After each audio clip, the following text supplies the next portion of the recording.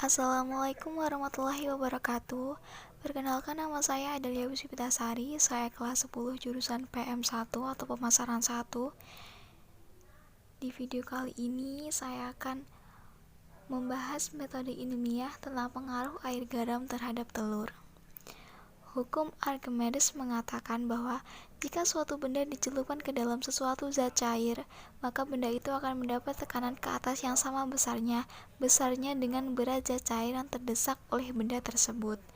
Pada umumnya, telur yang bagus dan sehat akan tenggelam jika dimasukkan dalam air, sedangkan telur yang sudah busuk akan mengapung di atas air. Pada video kali ini, kita akan membuat telur yang bagus dan sehat mengapung di air. Jadi, jika seharusnya telur akan tenggelam, kita akan membuatnya mengapung. Setelah mengetahui latar belakang dari masalah ini, dapat ditetapkan bahwa yang pertama, mengapa air garam bisa mengapungkan telur? Yang kedua, mengapa telur tenggelam di air murni? Yang ketiga, mengapa massa jenis air garam lebih besar daripada massa jenis air gula? Garam dan gula pasir berfungsi untuk memperbesar massa jenis air. Dengan begitu, semakin banyak garam atau gula pasir yang diberikan, maka semakin besar pula massa jenis airnya.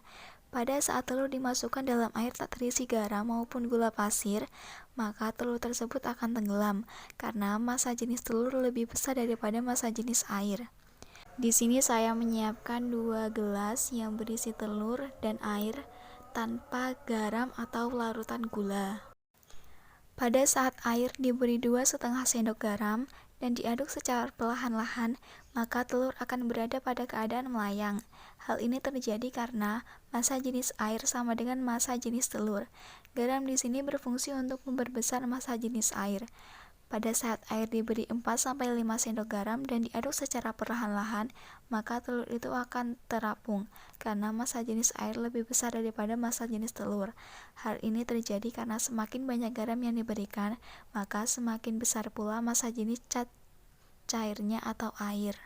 Hasil pengamatan atau percobaan di atas dapat diperoleh beberapa penjelasan antara lain: A. Benda tenggelam karena massa jenis telur lebih besar daripada massa jenis air. B. Benda melayang karena massa jenis telur sama dengan massa jenis air.